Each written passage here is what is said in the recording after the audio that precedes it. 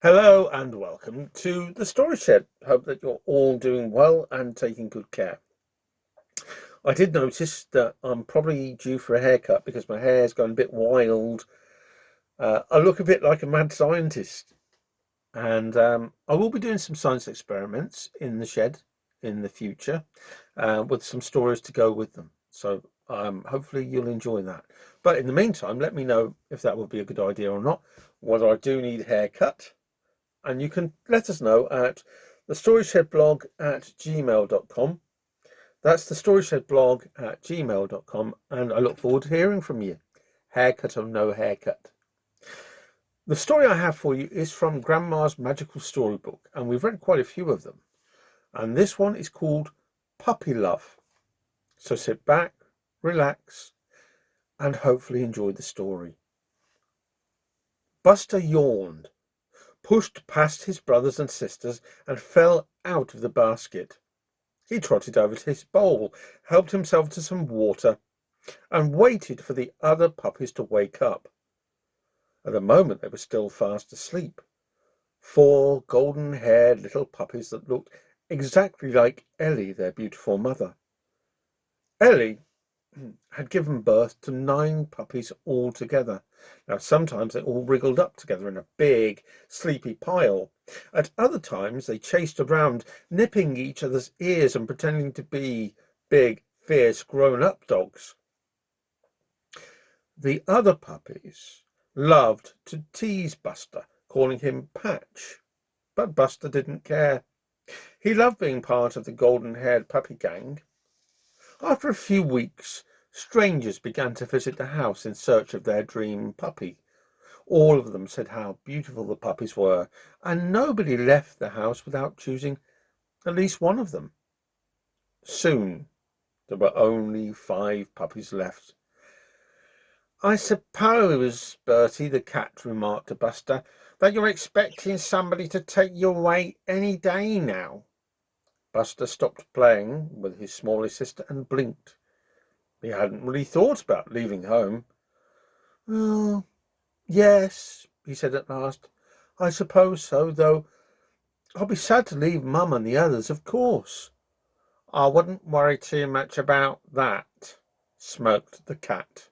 "I very much doubt whether anybody will choose you anyway." "Oh, why not?" asked Buster. "Take a look in the mirror," smiled Bertie. "That should give you a clue."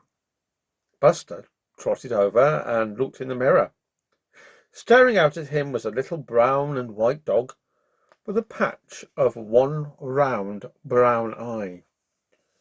"Oh, what's that?" asked Buster, puzzled. "That's you, silly," snorted Bertie. "Me, but I look nothing like Mum and my brothers and sisters," he said in a small voice. "Exactly," said Bertie. "You're just special," said his mother when Buster told her what Bertie had said. "Take no notice of Bertie." But Buster knew that Bertie was right. Nobody would choose him. That afternoon, a boy and a girl chose Buster's smallest sister. "I suppose it's because I'm so pretty," she said, waving goodbye to Buster. "She's right," hissed Bertie. "A funny-looking thing like you will never find a home." Soon there were just 2 puppies left. "Time's running out," said Bertie. "It'll be the dog's home for you at this rate. You can't stay here forever, you know." Well, when the doorbell rang the following morning, Buster barely bothered looking up from his basket. "Pick me," barked Buster's brother. "See how cute and golden I am, not funny looking like old Patch here." Buster sighed. He knew that his brother was right. Nobody would want a puppy that looked like him. But, to Buster's surprise, when the door opened, 2 golden-haired girls made straight for him. One lifted him into the air. "Look, Mummy," she cried, "he's just like the puppy in Gemma's book. And look at his collar. He's even called Buster. We've got to choose him." "He's perfect," smiled their mother. "Gemma will love him." Oh no, she won't, thought Buster. But Buster soon found himself driving away with his new family. At last the car stopped in front of a small red brick house. Buster was picked up and taken inside. There was a lot of whispering and giggling which Buster didn't understand at all, and then he found himself being bundled into a small back room. Oh dear, thought Buster. Is this the dog's home? Is this where I get left all on my own? He laid his head on his paws and waited. Before long, the girl's father came into the room. Come on, boy, he said kindly, picking Buster up.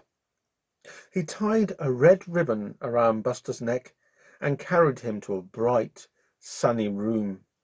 The mother and the two blonde girls were kneeling on the floor among a small pile of presents. Sitting between them was a smiley girl that Buster hadn't seen before. She was little and younger than the others, with an untidy mop of red hair, a freckly face, and a pair of round brown eyes. A little girl that looked nothing like her golden-haired mother or sisters. Happy birthday, Jem, beamed the two blonde girls. At the sight of Buster, Gemma sat down on the floor and smiled. Buster threw himself into her arms and Gemma hugged him tight. Well, laughed her mother, what do you think of him? Buster held his breath. Was she going to say he was ugly? Was she going to want to send him back to his old house? He's perfect, Gemma breathed. He's exactly the sort of puppy I've always wanted. I'm going to call him Buster, like the one in my book. And that's the end of the story of Puppy Love. We hope that you enjoyed it. You can let us know if there's any stories that you'd like to hear in the shed, or if you have any ideas of how to improve what we're doing. But in the meantime, take very good care, be well, and bye-bye. Bye-bye. Bye-bye.